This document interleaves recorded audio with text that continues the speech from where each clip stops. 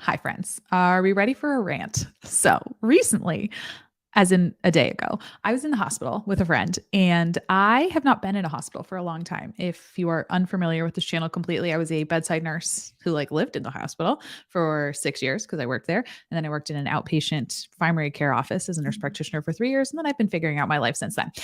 I haven't been in the hospital a whole bunch in the last couple of years, and I was there with a friend, and it was a disaster. It was a horrible experience. We will be talking about it today. And I feel like on this channel we are constantly sharing the nursing side, right? We're talking about how nurses are stretched super duper thin, which they absolutely are, how hospitals take advantage of nurses, which they absolutely do. But I felt like we needed an episode where we could kind of come together and in defense of the patients, because I hadn't realized, and this might have just been a bad experience, but then I mentioned it on Instagram and I got a flood, a usually when I say something offensive, I get a flood of emails, and this of inbox things. This was, I think, the first time I said something unoffensive and was given a flood of things of people saying they've had also awful experiences in the hospital. And just kind of share it from a patient perspective and hopefully give you some tips for how to advocate for yourself. I guess if you are in the hospital, things to see if you are normal, and then mostly just to rant because this isn't cool and something has to change. And my goodness gracious, if you have a positive experience lately in a hospital, please share it because my soul needs it. I have invited panel members here today because I didn't want it to be just me railing on things, because these people have been in the healthcare setting much closer, much more recently. And, it's good for other people to get mad with you. And if you have a crappy story that you want to share too, I don't know if people are aware of, I mean, I knew it was dire from a nursing side, but seeing it on a patient side, it is horrifying to go into a hospital right now and quite dangerous. So on that very, very happy and encouraging note, let us dive into it. We'll give it this intro. There we go. Our friends are here. And we'll add Kelsey. Okay, perfect. So these are our wonderful new crew, who are here going to listen to me rant and then input their own opinions. So who here still works clinically in interacting with patients? Okay, perfect. So you guys are going to be our grounding people who are going to be yes, this is everywhere, or no, it's not. And chat, feel free to also let us know if this was your experience. I'll briefly give you my rant of what happened, and we can kind of discuss it along the way. Maybe I'm overreacting because I really like the human, obviously, I was in the hospital with. And thanks everyone for being here. I see lots of familiar faces in the chat. We have Mel. I know Mel will probably have some experiences to share with us that are probably not going to be great, since you have dealt with the healthcare system a lot. And yes, Michaela, can't forget, do compressions on the like button an odd number of times so we don't have a flat line. It improves the vital signs. So basically, I was in the hospital recently with my friend, and I was there for a few days. It was at Penn in Philadelphia. So I thought this is going to be fine. I know there's a lot of issues in a lot of places, but this is a huge hospital. It's very well known. Obviously, Cal is already rolling his eyes. I was this is absolutely going to be fine. It was absolutely not fine. So first of all, there's a visitor policy, right? And the visitor policy, which we can talk about first, immediately made me really angry because they were okay, so you can be here from 9 to 8. And I was okay, so what happens after 8? No one can stay? And they said, yes, no one can stay. And if anyone knows out there, we can talk about that really quick. Can they stay at your hospital past 8? Because I feel it's ridiculous that you can't let family members spend the night. Does anyone's hospital let them stay past 8? So I don't work in a hospital, but that's true. Your situation's different. Long-term care. We don't let people stay overnight unless there's pre-approval from, but that is very rare to get, and generally it requires a private room among other things. Mm-hmm. But in my area, I know that unless it's ICU, usually speaking, they'll let people stay overnight. Okay. And that's what I've always experienced was in our hospitals when I was Chad. Hi, Chad. When I worked inpatient, one person could spend the night, and that was however many years ago, 5 years ago, before the pandemic. And that was so that in case they needed something and I couldn't get there right away, they had a human who could get them water, walk them to the bathroom, give them a blanket, like be the other person, or even to be like, hey, I don't think they're doing really well. Be the one to be able to advocate for them and say, this is not their normal, because I don't know their normal. I've seen them for like 2 minutes. And okay, Jax Kelly said only hospital patients with imminent death are given overnight visitors at my hospital or with special permission from the admin. D Jones has their hospital has no restrictions like that. People can stay. L&D only where I can work. L&D only was a huge thing on Instagram. Was like only labor and delivery. Chelsea, I think you and I were talking about that. And it doesn't make any sense. So in the first, like, I just don't understand. Like, I feel like that was something that was rolled out in the pandemic. And then why has it stayed? And then I don't understand what their reasoning is behind that. Because if you're going to allow people in during the day, why not let them leave? So what happened, my friend had a roommate. And in the other bed was a patient with dementia who they didn't have a sitter because they had no one to be a sitter. They had pulled their techs to be sitters in other rooms, which happened all the time on my floor, which was then when we called the family members and begged them to come and stay with their loved one. I'm like, we do not have anyone to sit with them. I'm worried they're going to fall. And then that'll be the hospital's fault. But more like that's unsafe, right? That's not safe for the patient. And that ended up pretty much happening. They kept getting out of bed. Something not good happened because they weren't allowed. Their family member had asked, can I stay? They will not stay in bed. And they said, no, like you have to go home. Additionally, like my friend ended up in a whole situation. Like the nurse, she hit the call light. It took 45 minutes for the nurse to get in there. Obviously, I don't know how many patients the nurse had. Because we have insane ratios and everything like that. But she had a pretty major surgery, and to hit your call light and have to wait 45 minutes because you can't get up and go to the bathroom by yourself or get a drink by yourself or just like reposition or do like literally anything, like 45 minutes is like insane. Like, what are you doing? And I get that nurses are like stressed and overwhelmed, but like this was just a whole new like, oh my gosh, like if we're not even letting the patient's family members be there, then like what the heck? And then the next night it was even worse because she got a new roommate because that one went home. And it was like the same thing. Like the patient came in, had a very unexpected surgical outcome that was like super traumatic, like super duper traumatic. The family member was allowed to come in for 10 minutes after the surgery. So they got admitted at 11 p.m. and then they had to leave, and she was sobbing all night. Like totally uncontrolled pain, hysterical because of the outcome of the surgery. And like, I would have been horrified. Like it would have been a really traumatic thing to wake up to. And you're all alone in the hospital by yourself. So that's my first point of if anyone knows why they do that, like why do we torture people and make them be completely by themselves when this, like, I don't get it and I don't understand. And I'm sorry if that has happened to you because that is a hot mess. So if anyone else knows why we do that, please tell me because it just seems really, really evil. Any like idea? you said before, pre-pandemic on a MedTele, we used to let them stay overnight, and then after the pandemic, it's just not gone back. I don't understand. I know. Yeah, and it does seem like Chad's right. Like it does seem like a control issue. Like I'm the boss, and that's exactly what it like sounded like. I was like astonished because the plan was for me to like spend the night because my friend has a bunch of adorable children and they were sick. And so her husband, who was going to stay with her, ended up not being able to stay with her. So they actually thought I was her wife, which I was like, okay, the rest of this experience has totally sucked, but that's very progressive and I approve. Like of all of this, like I didn't like any of this, but I will be her wife. That's totally fine. But like, it just sucked. Like it was just a horrible, like that part was horrible. Does it have to do with COVID? I have no idea if it has to do with COVID. They claimed it did. And I was like, but that didn't. How? Am I more contagious at nighttime? Like, is that it? Easier for admin? I guess, but is it? Because you already had like falls, like all sorts of other stuff that happened at night because a family member wasn't there. You know what I mean?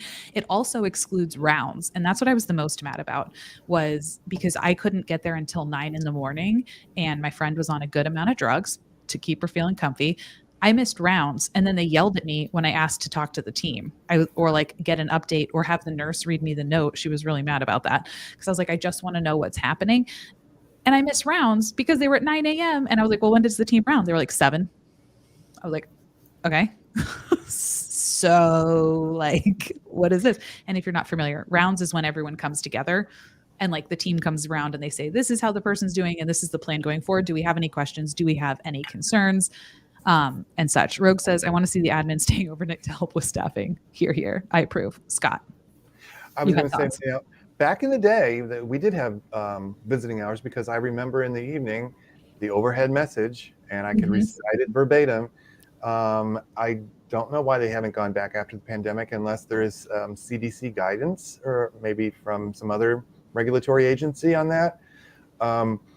And when you said something about rounds, it reminded me that I think that was one of the reasons in the teaching hospitals they wanted no visitors in the morning so the doctors could round without visitors mulling about. Now, obviously, it would be better for them to round with family there because they're a source of information. It's better communication back, between the team and the patient and their family. But that rang a little bell in my head. Yeah, and we used to allow only one person could stay. If you were in peds, 2 parents could stay. Both parents could stay if they wanted to. But in adult land, 1 person could stay. And there was the overhead announcement of like, please get your entire family out and then pick your person. Like, everyone else had to leave at 9, and it did come over the announcements and they were like, okay, visiting hours are over, but like you were still allowed your person who could help get you your immediate needs. And I always tell people, like, my mom had surgery right before the pandemic happened, and that hospital let me keep Piper part of the time with me. And we just won't even talk about the before times, but that was wild. She was a tiny baby and they were like, it's the weekend, it's fine. And now I look back, I'm like, I kept my baby in a hospital with me. Everything's fine while I was taking care of my mother. But because it was so much easier for the nurses. And most of the time that nighttime person was your savior because they're the one that got them up to go to the bathroom. And they were the one that like went and collected all of their snacks and like got them all tucked in and nice. And they made them feel more comfortable, gave them a back rub, like when they were feeling like very sad and lonely. And I just don't get it. Yeah, Mel, apparently it only comes out at nighttime and it makes no sense. But that was my first thing that got me like very fired up. Let me see. It also tries to, sometimes people try to show up and move their whole family in there. This is very true. I have at 2 a.m. found an entire family in a bathroom, a whole family, like 6 people. I was like, wow. Wow. So different type of problem, but interesting. I have come into a room with a whole family of a whole patient's family asleep on the floor. And this was like a cervical ripener. And so I just want to be like, you guys, nothing is happening for a while. We cannot. Please.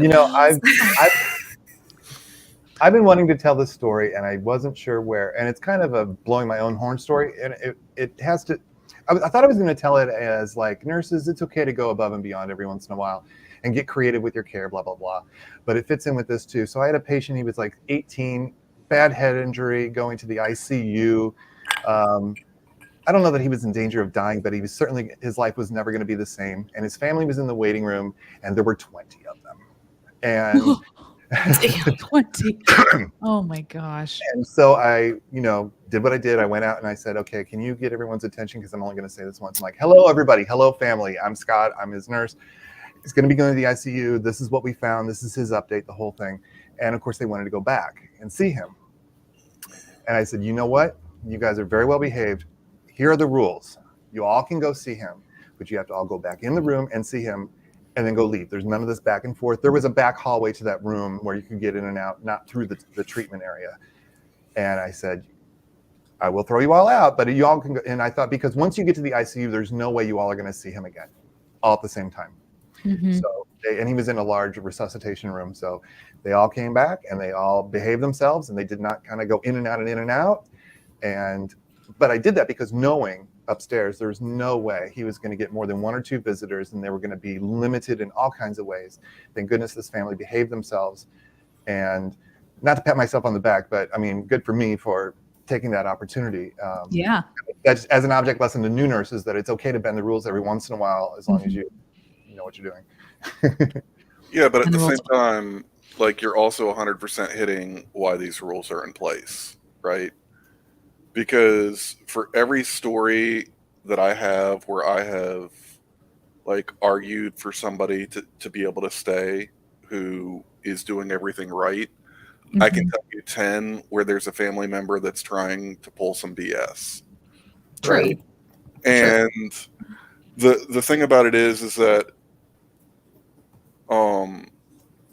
you know, it's really sad that the people who follow the rules and are respectful and actually we want to keep in the rooms a lot of times can get cut out because there are people who are trying to wake up their grandpa at 2 o'clock in the morning because they don't think they're breathing. Like, Yep. like we were just in there, honey. Please go home. Yeah. We're fine. Everything's fine. But on, And the, I can but on the other hand, I've always thought, you know, that person doesn't belong to me. They're in my hospital, if you want to call it that, but that's their person. Why? Who am I to say you can't be with them? They don't belong to me. And But how do you know that's their person, right?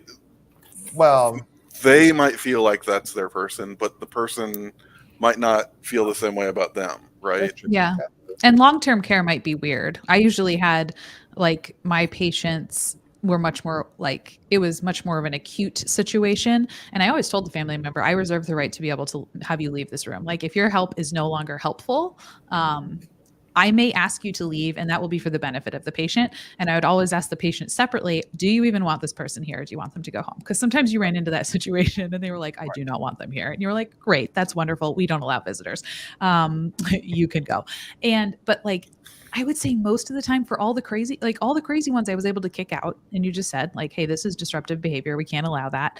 And then the other ones were like, they were really helpful, especially on a unit that did not have enough resources. And that's why I don't understand why we're doing it now that we're stretched even more thin. Because like crazy, like not good things, I feel like are going to happen with that. Jax Kelly said, I've given up trying to enforce it. There's way too many aggressive visitors when we try to enforce it. Admin doesn't enforce policy, not putting myself at risk over some stupid policy. This would be me. I'd be like, if you want to come kick them out, that's fine. You come do that. Em said I had a tonsillectomy back in the 1970s. My parents were not allowed to stay with me overnight. We're going back to the dark ages. Oh, that's terrifying. That sounds absolutely awful. Mel brings a good point. It's tough balance because I've also been a patient with a roommate of a visitor that was so loud and disruptive. And sometimes I think places it's easier to say no across the board. I don't know. I'd just go in and kick them out and be like, friend, this is not your home. Be quiet, please. My Sheen said, writing out all the factors to help decrease events of falls. Haven't found much on family and friends or their contribution in preventing falls. I have anecdotal evidence. I don't know if that's helpful. I have found it very helpful. Cal does not. I agree. You don't think If it's there's helpful? someone there to watch that confused patient to prevent them from getting out of bed, I agree. I would love to have had your experience, but I've had to do more fall write-ups because a family is trying to get up somebody who is non-weight bearing to take them to the bathroom. Oh, well, that's a big no. No. Yeah. That's not ideal. I mean, it's, and the thing is that like, I will 100% fight for family members that I think will be beneficial in the situation. But most of those people that show up, I would say probably 80%, are only going to end up adding to the workload. Do you think even in acute care, or do you think because I feel like mine were helpful, but maybe like, mine were unicorns. I'm in a very different scenario because a lot of times when you're talking a dementia patient down off the ledge, you have to take very different approaches that don't sound like they should necessarily be things that are done. Yeah. You know, sometimes you grab their hand and, you know, just start looking for whoever is playing hide and seek with them. Oh yeah. And, you know, well, let's start in your room, okay?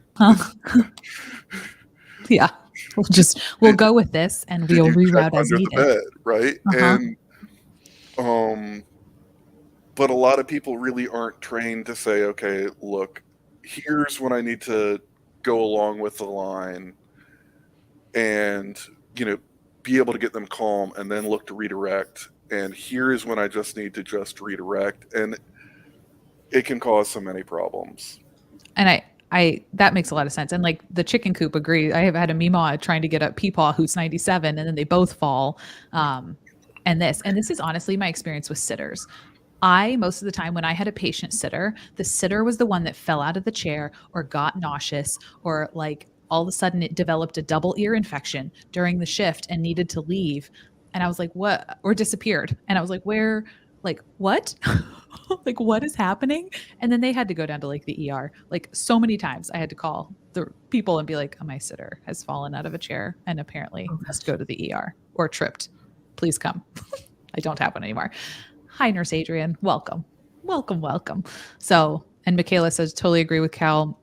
Usually people with memory issues have more behaviors after family and friends leave.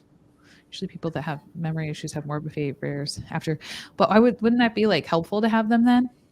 I don't know. I think it's the trauma of them leaving, or like them being there might be good, but when they leave, that's how I read it. Like, okay, that makes a lot of sense. Thank you for figuring that out for me. I was like, and I was going to say, like, it's interesting because in my world and labor and delivery world, and Chad, you can chime in too, the restrictions on visitors, we actually saw like improved outcomes with our restrictions for things like breastfeeding rates and patient satisfaction, just because they don't have, it's very like, family likes to think that it's a very family event. When a lot of patients don't want it to, like, they would really prefer it just be them. But they feel bad because they're like, well, you know, mom was there with my sister whenever she had her kid or whatever, you know, so it provided like a really easy way for the patients to be like, well, the rules are that nobody else can be here except for like myself and my partner. And then we had improved outcomes during that time. And now we're seeing people come back. And it's been a rough transition in my specialty of like having those people come back in and having to deal with all of that side of it again. Oh, I would imagine so. And I don't think giant hordes of people are honestly that great. I agree. This was my frustration was mostly like, you can't have anyone at night. Like, really? Like, you can't just have one person at night, because I can't imagine. I think everyone should be told in their OB or midwife appointment. I gave people like 10-minute shifts. I was like, you may come and see me. And if you're on the short list, you may come and see me, because with my first baby, I was like, everyone can come and see her. And then the second time I was like, heck to the no. You have 10 minutes. You may hold her. You're going to know her the rest of your life. Okay. We're going to all meet at home. You may be here for 10 minutes. You may take a cute picture and then you may leave, because I want to be by myself and I want to Liz sleep. had an egg timer at her bedside and turned it on as soon as somebody picked up the baby. Frightened. They're like, have I been here? Okay. I'm going to leave. I'm like, okay. Yes. Thank you. Bye. Well, and you know, there's also safety issues. There's particularly in Chelsea and my world, you get 10 visitors in the room and they're all standing around, and in OB, you never know when the round stuff's going to hit the fan. You unplug from the wall and you haul A to the OR because the baby just crumped, mom started bleeding. And inevitably it's then that everybody in the room wakes up. 3 of them are standing in the doorway saying, what's going on? What's going on? Tell me what's going on. I haven't got time to explain it. Get the hell out of the way. We need to go now. And it's I don't have time to explain. Move. Yep. And the more visitors you have, it exponentially complicates that transition from the labor room to the OR. Oh, for sure. I would only imagine. When my one sister was giving birth, we were all in there. It was crazy. Oh my God. Scott's like, we were your worst nightmare. Right here. Yep. And they tolerated us, and they're like, maybe like 5 can be in the room and the rest of you in the waiting room or something like that. But then we'd like sneak down the hall. 5 like during the delivery? Yeah. There were like 8 of us. I think there were like 8 of us. And here's Scott's sister, fully dilated. No cameras, please. You don't want. And they ended up, he was kind of wedged in there, so they did have to go to do a section, but it wasn't really a crash section. But I can see where we would have gotten in the way. But it's, we were well behaved, I guess, and then the nurses weren't, too anal about it. But I can see where they would have had every right to do just what you're saying and say, look, we don't know what's going to go wrong. You're going to be in our way. for her safety. Let's, We let's- do at my facility. We make as much as a piece of paper counts for anything. We allow 2 people to be in there for the delivery, and those 2 visitors have to sign a paper that says that if we ask them to step out of the way, that they will do so like speedily. So there you go. And if I've got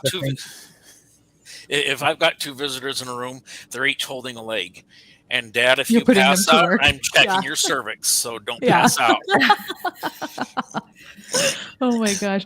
I can just imagine like the Scott family, Nurse Scott family probably like put the unit as a whole over their capacity in the one room. Like, oh, this is actually maxed us out. I don't know how much you know about the psychology of boys and men, but all we want to do is make our sisters laugh and our moms laugh. So you do like fart jokes while she's like in labor? No, I came in with my stethoscope and my little white hat, and I'm like, "Don't worry, the nurse is here." And I started listening to her belly, and I have a picture of me with my little white cap listening to her belly, and she's like, "Oh my God." Love it, absolutely love it. Chelsea, generally, I have to find that picture. That's so funny. Please do.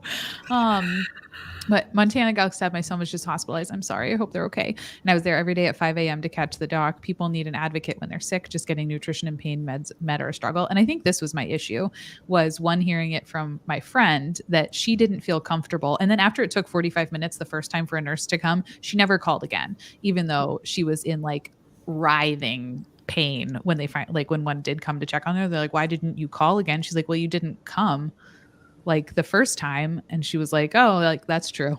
Like we're really busy." She said she was really nice, which is like great, but still like, what the heck? And you can't it's scary in hospitals. Like, you know what I mean? Like I'm very comfortable in them. I'm sure all of you are very comfortable in them. I'm fine with asking questions, but it's very scary when you're not like super comfortable in them. Mel said 100% agree. I'm a fierce advocate for myself, but even when you're in a hospital, for various reasons, you usually can't advocate well for yourself, especially if you're like on all sorts of drugs. And even if you do advocate for yourself, you're seen as a complainer or hostile, especially patient's family. They're just hostile. Or one of those people, one of those. Right. They 1,000% labeled me hostile. We will get to why. Just for a very scandalous reason. There needs to be some clear, Adrian said, there needs to be some clear ground rules for patients and visitors. Yeah. Very well set out. This place had them. They were just, in my opinion, terrible. They claimed it was COVID. They were like, well, you can have 2 visitors at a time all day, and it can like switch up as many people as you want. But I was like, so at 8 p.m., it comes out of the woodwork, and what happens then? COVID only works the day shift, so it's not a problem. Yeah, I agree with you, Liz, that like even to have like one person there, that's one thing that I can say about like our visitor policy that we have and we had even during the height of COVID, is that even if our patient had COVID, I'm given our specialty, like we had special rules, in labor and delivery as we always do, and they were always, even if they were COVID positive, allowed to have their one support person, which I wish that would have been for other people too, sure. Because it is important to have, maybe they're not laboring and delivering a child, but other people need support too, right? So I wouldn't want to be in the hospital by myself. When I was in the hospital, I made my mom come because Joe had to go to work. I was like, you have to come. She was like, you're 30. I was like, Mom, you have to come. She's like, you work there, mother. Well, I know I've worked in a variety of situations over the years in acute care, and I worked in places where we had codes multiple times a day. We would have to kick patients' families out of the room. I've also worked in situations where people are on hospice in the hospital by themselves, and we called in services so that they wouldn't be there by themselves. And I think we've all seen like the families who move in and are bringing in food for the person who has surgery in 6 hours. And we're like, you're not supposed to be feeding them, or they're sneaking in chips and drinks to the person whose diabetes is completely out of control. And then you've got the people who you're like, please stay, please stay for this sundown nurse patient who's going to try and tear out their IV and make the room look like somebody tried to remake Chainsaw Massacre in here. I've had all of those situations, and it's just case by case, unfortunately. And you can never tell how it's going to go if you follow the rules or don't. So basically what we need to give is like top booting out power to nurses to be able to be like, you're done. Bye-bye. But how do you handle the patients who don't leave or the family members who don't leave? Because security can't do anything. I've had that happen to me. That's true. That's true. That's a very good point. Cattle prods? Usually I just call the cops. But an outpatient, yeah. Setting. Our security usually did remove people physically. If not, they got the police, and then the police did come in. But I would say most of the time they did leave once they showed up. They left kicking and screaming, but they left. Let's see. Okay, so that was my first complaint. Check 1. Let me timestamp it internally so I know. Good. I was able to rant about it for 30 minutes. Thanks, team. Complaint 1. Okay, so complaint 2. And these are just things to keep in mind. And I know it's like a multifactorial thing, and I'm not trying to like poop on nurses because obviously we are all nurses. And I get that we're stretched super thin, and I don't have a solution other than maybe just like be like, if anything you can do to be kind is like great. And I don't remember it being like this. Maybe it always was. I just don't know. That's why we're ranting on this today. So I went into the room when I got there on the first day, and my friend is sitting in this chair, and she just had major surgery in her abdominal like area, has a really good sized incision, can't really move well by herself. Sitting in a chair, like hunched over like this, like just sitting there, no call light, like facing an awkward corner, like one pillow that's not behind her head. It's like partway down her back. And she just looks so uncomfortable. And I was like, what, like, what is happening here? I was like, did they not like get you comfortable? She's like, no, the nursing assistant got me to the chair and then left me here. And I was like, okay, Foley's on the ground, like just like splayed out, tugging, like laid in a different direction. I'm like, it would have taken like literally 2 minutes to be like, can I put a pillow behind your head? Can I just give you a pillow for your lap so you can hug it when you cough? Here's your call light. No one had given her a call light. She'd been there for like since the night before. They didn't have one. Like after she had the first thing where she called, using like the side of the bed because they could do that. They never showed her where the call light was. They never showed her how to use the bed, that the head goes up. She was blown away when I got her back in bed later that the head went up, like absolutely shocked. Didn't know the legs could go up. Didn't know she could like do different things to just like make it more comfy. They just like I never in her entire stay did anyone say like, do you need anything? Like when they were coming in or leaving a room, like, can I get you anything? It was always just like, hi, I'm here. I have pain meds. Didn't say what pain meds they were, just a cup of pain meds and said, I have your meds. Here you go. You can take them. Took it, gave it, and then left. And I was like, have they always been that curt? Like maybe it's just because I'm here. No, they were just like always like that. Exactly. No call light sounds like a lawsuit. I was like, that sounds like that doesn't sound good. Just like unattentive or something. The nurses ended up hating me because so she had a Foley. And I went to go get her juice, and I got her juice and water because she had nothing to drink or eat either. Like no crackers. She hadn't had anything since breakfast, and she was hungry. I was like, are you hungry? She's like, I'm like starving. I was like, okay. Well, since they didn't ask you if you need anything, no wonder you don't have anything. So I was like, oh, you don't have water. I'll go get you like water and juice and like crackers and blah, blah, blah. And so when she drank it, I wrote on the whiteboard how much she drank because she had a Foley in. And so I wrote on the whiteboard, like, which had just, I don't know, there was like a pen there. So I wrote down how many milliliters of fluid that she drank. And when the nurse came back in, she's like, who wrote on my whiteboard? I was like, oh, I just wrote how much she drank because I figured you're tracking her eyes and nose because she has a Foley. She's like, don't write on my whiteboard. I was like, okay. I was like, oh, all right. That sounds just fine. You're welcome. That's what I said. I was like, that was not I will admit that wasn't the response I was expecting. Like, That was not, you would have thought I took out her IVs. Don't worry. I DC'd the Foley. She's ambulating now. It's been a really great 3 hours since we saw you. We've made a lot of progress. No, I wrote how much she drank on the wall. Her neighbor's IV pump was going off the entire time. Every time anyone came in they never looked at it. Never looked at it. One of the people, the patients on the other side of the wall, the curtain, they were like, oh, her pump is beeping. Literally out of her mouth, she's like, I'm not her nurse. I was like, oh my gosh. Deep breath. Okay. All day. So just stupid stuff like that. Not saying she was complaining that she had a super dry mouth and it was because of a different medicine that she had, but she told the nurse and the nurse said, oh, and then left. And I was like, okay, so that's actually because of this, very simple explanation. I was like, this other medicine they gave you actually does that. You can chew gum and that will help. Just no, nothing. So I was just horrified. Is it like that everywhere? Can I share an experience I had? Yes, please Okay. do. So I'll share part of it. I wrote out a huge thing, but I'll just share the first part of it. I share as much as you would like.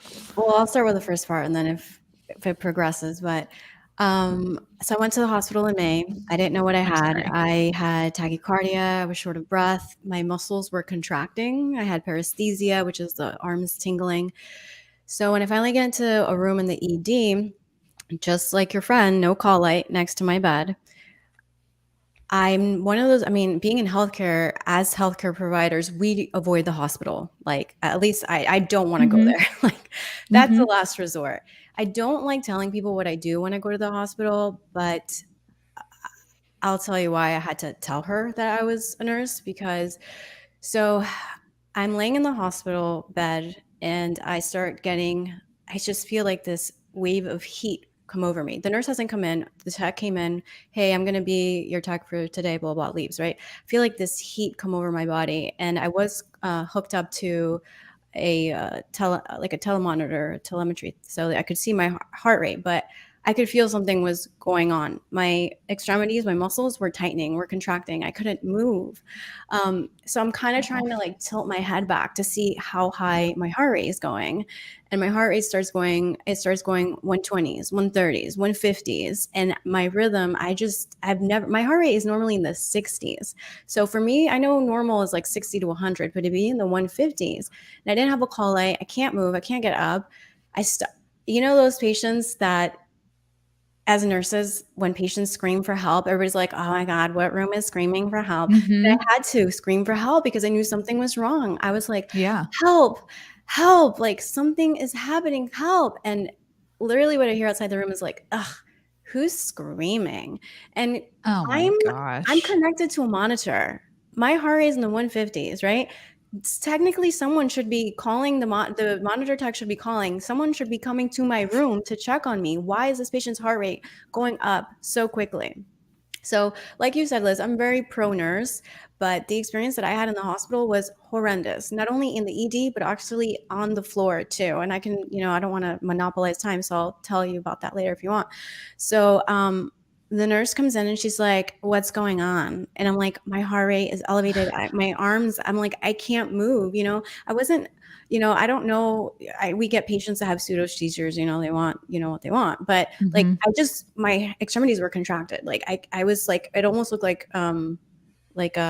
trousseaux. My arms were like this.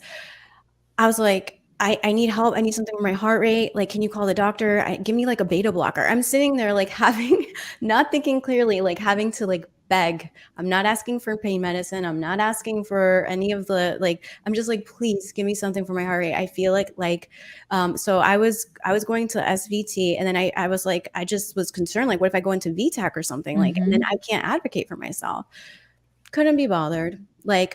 And then, so it just came in like a wave, and then it left, and then it slowed back down. So she had left. She said she was going to go get the doctor. The doctor comes in maybe 30 minutes later. And I'm like, after my heart rate went down, my muscles stopped contracting again. It was the weirdest thing. It's never happened to me before. So I told her, I was like, listen, I need something for heart rate because my heart rate is climbing. I had to call my husband because I literally felt like I was going to die. I told him, I need you to come now because I feel like I'm going to die. They're not listening to me. They don't care. So I did tell her, I was like, I don't have a call light here. So she kind of like dropped it in my bed. I had 2 more episodes of tachycardia before I ever got a beta blocker. Like, so I don't like, it's like they're waiting for someone to code before they're ever going to intervene. And that's just not acceptable. It's not acceptable. It doesn't matter how busy you are to be that be that careless. And just to speak on your friend in regards to like pain medicine, when I was a nurse on the unit, I would schedule appropriately. Yes, maybe it's not healthy. I would run myself ragged. I would put patients first, but I knew if patients were in pain, I would talk to them in the beginning and say, do you want your PRNs almost as if they're scheduled meds? And I would treat them as such. Yes, exactly. And I asked for that. And first of all, I'm sorry you dealt with that. That's just awful. And if you would mind sharing, I think it would be helpful to hear other, stories if you don't mind, because that's just ridiculous. And no one should have to beg and scream and yell to get help. And like, how can you walk into a room like that and be like, what's the problem? Like, dumb. Are you? It's just the lack of empathy is what was so heartbreaking. Like I was an inconvenience, a nuisance. And I've been a nurse and I would not treat my patients like that. Yeah, exactly. That was, I think, what was the most shocking to me over the weekend was the complete lack of any like, how are you? Or like, could I make this even 1% easier? Like I asked, like, can we have her PRNs like overnight since I'm not going to be here because I kept it on a schedule because they said I will not bring these to you unless you ask for them. And I was like, well, couldn't you just bring them to her overnight with this medicine, like with these, since like in case she's not awake enough to like ask for it? And they were like, no, like, if she doesn't need it, she doesn't need it. I'm like, I'm pretty sure we all know, like, if you have an incision that's a foot long, like you're probably going to need it. Like, let's be realistic. Like, and in the neighbor's room, it was a different nurse. Cause I was like, maybe it's just like this one. The neighbor's room had a equally very massive like surgery. Like we dealt with them all the time on my unit and it's like a very, very painful. And they kept she was throwing up. She kept trying to give her a PO medicine, like a PO pain medicine, even though she couldn't keep anything down. And she didn't want to she wouldn't page anyone. She was like, no, this isn't that bad. Like you're being dramatic. And I was like, when I heard that, I was like, excuse me, what? Because she's like, you're being really dramatic. If you just took a couple of deep breaths, you would be able to calm down and this wouldn't be a problem. I was like, that is so wrong. What? Like, I was like, what? Okay. No, like, oh my gosh, I'm so sorry. This was so traumatic for you. Like my friend kind of knew that hers was different. Like she knew what she was getting into with the surgery, but like this other person did not at all. Like, no, like, oh wow. Like that must've been really shocking and awful to wake up and find that out. No, just like, if you could take deep breaths, you would be less dramatic. Like, I was like, that's what they like. That's when she first came in. She was like, well, take deep breaths and calm down. I was like, anxiety doesn't cause muscles to contract like this. I was like, I need something. And also, when in your life has calm down helped anxiety? Thank you. Never. I don't know. When I was working in the hospital, I worked in oncology. Patients had pain. They had things growing where they weren't supposed to, especially if you had a bone diagnosis. And I would schedule their PRNs and I wouldn't bring them in, but I would schedule 30 minutes before they were due. I would be in that room checking on them and saying, hey, this is coming up due. Do you need it? Because I knew I would have a schedule for my day and I'd know, okay, this time, this is when I need to be in there so that it wasn't on them because they're dealing with other things. And even when I worked in situations with patients who didn't necessarily need their pain meds, it's subjective. You kind of have to believe them. That's the bad part about it, is if you set them with a plan about, I will be in here. I get that you want it. I will be in here 30 minutes ahead of time. That way you don't have to call me every 5 minutes as it's coming up because they'll set alarms and it disrupts you. Exactly. And that makes your day go smoother because you're being proactive versus reactive. So instead of having Yep. everybody calling you, it just makes your day go smoother. And like you said, they don't necessarily will take it, but just checking in on them and asking them like, how are you doing? Do you need it? Like that's all it takes. Yeah. Or I would Instead write it on the board sometimes. Like, Instead of this is asking, when do- you're, Instead of Yeah. asking, do you need it? Give them, or waiting for them to say they need it. Give them the opportunity to say, nah, I don't need it this time. But the assumption should be that they will need it. And it reminds me of something that was on somebody's stupid bulletin board once, but it made a lot of sense. Patients are not an interruption to our work; they are our Yeah. work. Yeah. So this, Exactly. who's screaming? What do you want? I've got things to do. Oh, I'm your thing to do. Yeah. This is breaking my heart. Yeah. And if you need go for it. I thought the chart was our thing to do. I thought we were out of patient care and into chart care. Well, Making money is what you're supposed to be doing, Scott. I'm not sure where you went wrong here, but you are there to make money. Maintain your chart, not your patient. Come on now. That's what it feels like. That's what it feels like. Exactly. Very early on, I had a nurse tell me when I was still in nursing school, look, you can nurse your patient or you can nurse your chart. You got to pick which one. Yeah. And the whiteboard. Don't forget the whiteboard. But don't anyone else write on the whiteboard, apparently. That is a cardinal sin. This was before whiteboards. That's how old I am. That was not a good situation. Oh, but I used to write on their whiteboard too, like to help them know about the PRN meds. I was like, this is the next time you can have this. Like, so I will come in, I will check on you, but then you don't have to call me every 3 minutes because you forgot, because you're like kind of not really with it. I was like, you can have this at this time, and you can kind of see a schedule developing. They wouldn't develop a schedule with her to go home. Like when we were transitioning to like going home, because she just decided she was going to leave, like with their permission. And they were like, you really should stay. And she was like, this has been the worst. This has been the worst experience of my life. Like, no.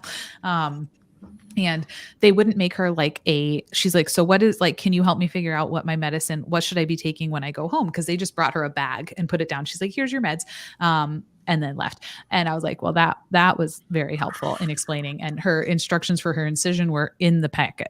They were like, it'll tell you in the packet how to clean things.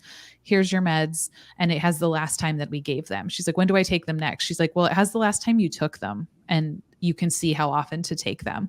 And I was like, okay, so you're not going to help us figure that out. Like, I can figure it out. So I told her after, I was like, it's fine. Like, this is not a problem for you, but what about for everyone else who's getting sent home with 9 medications? 9 and no instructions of they're like, oh, well, just look on the bag of kind of the next, how often you take it, and then you can figure it out. I was like, that's not a normal skill that most people have. And no transition to discharge meds, plan whatsoever. Even if that's not what you normally do. Remember, I've said before, one of the lessons I thought was a great one was a reasonable response to a reasonable request. And if they say, well, will you give me a manicure, pedicure? That's an unreasonable request. Will you go over my discharge meds with me is an absolutely reasonable request that you need to give a reasonable response to. But other unreasonable things I made in that conversation was I asked, since I got there after rounds, I was like, oh, what can you, when she came in, I didn't even use the call light. When she came in, I was like, can you tell me what, I'm assuming they already rounded, I'm assuming. And she said, yep. And I said, has the surgeon already been by? And she was like, we're not getting him out of the OR. I was like, okay, that's very reasonable. I was like, I was just asking if they had been by, and they said, she's like, no. I was like, okay, so can you just tell me what the plan is and what the goals are for discharge? Cause she would because she would prefer to go home, rather than stay here. And she was like, she let out the biggest sigh. She was like, oh. I was like, Jess, do you know what you have to do to go home? And she was like, no. And I was like, so we would just like to know what we need to accomplish. Biggest eye roll. She's like, I'm going to have to open the chart. And I was like, okay, you're at the computer with the meds open. I was like, so it's the button on the left that says documents. I can assist you in opening it if you would like. And I was like, Liz just pushes her to the side and just does herself. It took 8 hours to get us discharged. 8 hours from the point when the resident came in and said, you're good to go home, to the point when she walked in. I was like, I'm pretty sure you could have figured out how to discharge yourself quicker than this. And I could have, I don't even know what I could have done at this time, but it would have been the most beautiful discharge note anyone had ever seen. And I don't know if it's like that everywhere. Like, it was just horrifying. I was like, I would have to be dead, or someone had said earlier, dead or unconscious to be taken to a hospital at this point. Like, well, so given my situation's a little bit biased, I lived my life in the childbirth sector, and but I don't remember hospitals ever being like this. Is this post-COVID culture change, or what is this? That's why I said, I was like, I need to have a conversation about this, because this was not the world that I lived in when I was a nurse. Like, people around me it was not like this. Like, we were busy and we were running our butts off, but like, people asked you how you were doing and like, were you okay? And when I had babies, like, they at least said that, like, oh, are you okay? Can I get you anything? Like, like, they ran over discharge instructions with me. I saw other nurses going over discharge instructions with their patients when I was working. Like, people had pillows, Foley's weren't on floors, call lights were in hands. Like, I don't know when it got like that. And then I don't want to be, I don't know. I don't get it. And like, they were not running, because I was like, maybe they're running, maybe they're panicked. Like, maybe they're all so busy. And I saw one person that looked like they were about to cry, like, who did look that busy, but it was not our person. And the rest of them were just kind of like sitting around one computer, like chatting in what looked like a more casual conversation than I would be like, which is fine. I think you should have downtime to chat. But I was like, also, like, maybe if your patient is screaming on the other side of my patient's room, like, please, like, help me with this. Maybe we shouldn't be chatting. I've worked different units, and I've encountered two different cultures on labor and delivery floors. There's the one culture that's not my monkey, not my problem, each nurse to their own. And then there's the other culture where if somebody's heart rate is down, somebody's fetal heart tones are in the toilet, you've got every nurse on the unit in that room doing something. Mm-hmm. And it's my patient versus my unit mentality. And we all watch everybody's strips. Mm-hmm. We all watch everybody's strips, and anything goes wrong, we are all in that room because we're all going to court together. You take a bus when things go exactly. I warn my patients, actually, like, listen, there may come a time when just like a sea of people are going to flood into this room, and it's a good thing. And I tell them the same thing, everything's okay until this room fills with staff. When you see everybody in this unit, in this room, there's a problem. But until then, relax, we got you. Yep. You will never meet, you will meet all of my friends or none of my friends. And that was the exact no culture that's kind of what was used to, what you're describing. And then the other thing that happened at this stay is the patient, the nurse that I had on the floor, she was very nice, but I think she was inexperienced. And someone made a comment about, like, a lot of experienced nurses are leaving and you're getting these new nurses that are training, even like new nurse graduates. Mm-hmm. So, the nurse came in and she wanted to draw labs, and she wanted to draw it from my IV site. So I told her, I was like, listen, and again, I was labeled as a difficult patient. I know they talked about me, like, she was still nice to my face, but I know they were talking about me because I had got into it with the doctor too, because he wanted to discharge me like right away. He didn't care, like, give her some heart medications, get her out of here. Like, it's anyways. So I said, I would prefer if you stuck me, because blood draws from IV lines aren't always accurate. So she's like, no, it's okay. I'll waste enough syringes so that it'll be accurate. I was like, okay, go ahead. She comes back like 2 hours later with bags of fluids. She's like, oh my gosh, your potassium is critical. We got to replace it right now. Your calcium is through the floor. I was like, do me a favor. I was like, can you please just draw my labs again from my vein? Mm-hmm. And if they're still critical, I will let you infuse potassium, but I'm not going to let you infuse potassium. She comes back about an hour later. She's like, I'm so glad you said something. You were right. Your labs are normal now. She's like, oh my gosh, what if I had given you too much potassium? Something bad could have happened to you. And in my head, I'm like, yeah, this is my life. Like, yeah, friend. That's why I said that. Exactly. So that was that same hospital stay. That's yeah. And I think that's a huge part of it. Like it's all and then yeah, that you're being taught by new people who also don't know. And then if this is the world that you were brought into as a nurse, like you probably are already out of like such compassion fatigue. Like you don't even know how to do your job. But then I don't know, it was just like such a mess. I was like, this is a world that I am not used to and I hate it. Like this is scary. I want to talk to nurses and CNAs for 1 second about two things. One, if you have anybody with any sort of line or tube who is in any way with it, even if they're just like this much with it, teach them how to move around with that tube. Yes. Because I've had CNAs transfer somebody from the bed to their wheelchair and pull out a Foley. I've had people not tell me about a catheter securement device that was off of them because, you know, if you have a catheter that's pulling, that's exceptionally uncomfortable. Mm-hmm. You know, and if you rip out my IV site that was placed on the dementia patient because you forgot about it during transfer, I may take you up back. I'm like, no promises, but you know, like anytime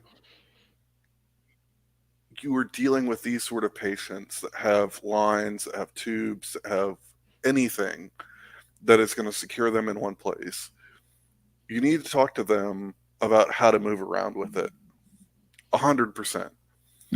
And you know, remind them that yes, like we would rather you don't get a UTI, so please don't leave this on the floor. And second, first off, I'm so sorry that you had this experience, Bridget. I know, me too. And I'm sure there's probably more of it that Scott's response is entirely the way that nurses and CNAs should be dealing with issues, and not how Mr. Midwife brought it up in that, well, they're just a problem. Again, if I have a family member who's there all the time and sees something and they are reasonable with things, I'm going to go 12 yards instead of an inch. You know, if I have a family member who's here every 3 months on the weekend for maybe a whole day, oh, well, I didn't realize they were like this. Yeah, that's because you're not here. You know, I'm not saying that you have to believe everything that patients say. In fact, I wholly advocate believe that everyone's a liar, including the people who worked before you, including yourself. You know, pretend that you are a liar. But, you know, you need to take a second and step back, put the ego to the side and say, hey, look, what am I seeing now? Do I need to get somebody else to confirm what I'm seeing because what I'm seeing seems kind of out there. It seems kind of crazy.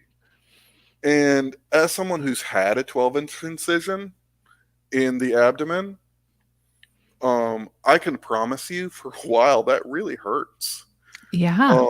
I'm not saying schedule the pain meds, but like have an idea of, hey, look, this is a tendency with which they're asking for it. And this is the trend, and plan to go back to that room and just say, hey, how you doing? You know, you doing okay? And peek in the room. You like, know, yeah. Check on your patient. It does make your life and your work easier instead of just seeing like everything is a pain in the tuchus. Well, that's what I was thinking, is it makes your life easier as a nurse if you're checking on your patient on a regular basis, because then you have to deal with all the paperwork that comes about when the patient falls. And if you listen to your patient, Bridget, who is an experienced nurse, and tells you, you need to draw the labs out of my vein, you might learn something from your patient. You don't know everything. I went in for I had to have stitches in my finger, and they had to put a what do you call it? A tube gauze. And like, oh, I don't really know how to do that. I said, well, go get the stuff and I'll show you how to do it. And so I did a little in-service with a couple of the nurses on how to do a tube gauze dressing. And they're like, oh, that's really cool. I'm like, yeah, isn't it? You know, they're like, oh, the patient's an ER nurse, so he's going to show us how to do this. If you're smart, you will listen to people if you're smart, you will listen to people who know more than you. If you're smart, you will plan for your PRN meds. I don't work in that area, but it sounds like that would be the way, you know, Rogue was talking about this, you know, planning that out, and it makes it easier for you. And also, if you like show those little kindnesses, I'm the first one to tell you that there is not an emotional requirement to be a nurse.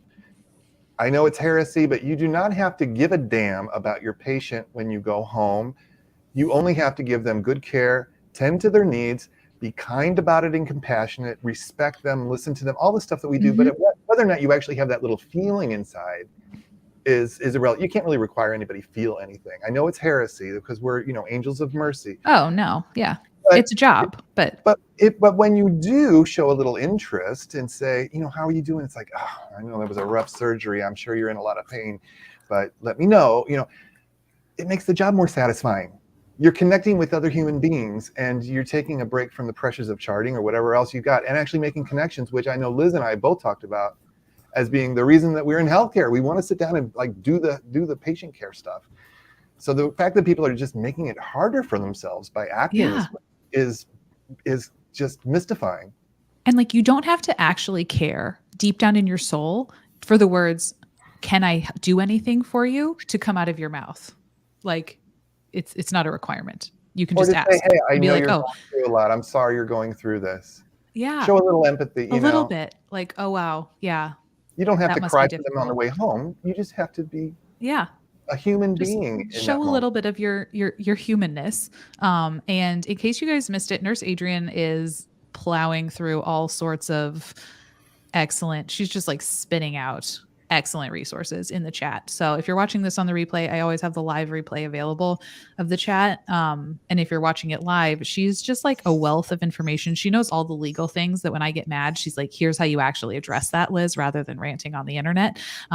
So she is doing that, and she's the best. So she has a ton of resources in there, and I will link them after, probably like maybe tomorrow. But things you can actually do. Michaela made a comment, said, you know, no, Nurse Scott, you don't have emotions, but we're human and it's impossible not to. And that's the other side of it. If you do start feeling something, that's okay too. You know, if you get involved, especially a patient that you've had a long time or something like that. Oh yeah. You're allowed to have emotions. You're not a robot. But if you don't, doesn't mean you're a bad nurse, but you do need to act compassionately and, you know, think what you're there to meet their needs, right? Sorry to sound like whatever nursing theorist I just studied about meeting human needs. Ida Jean Orlando, I think. But you need to know what those needs are. Maybe what they need from you is just a little bit of compassion, and it goes a long way. I've been a patient. I've been a nurse. Let me tell you, just someone going, "You doing okay? Do you need anything? Thank you for asking that. No, I'm okay actually, but thanks. It's good to know someone's looking out for me. I can kind of relax and try to heal."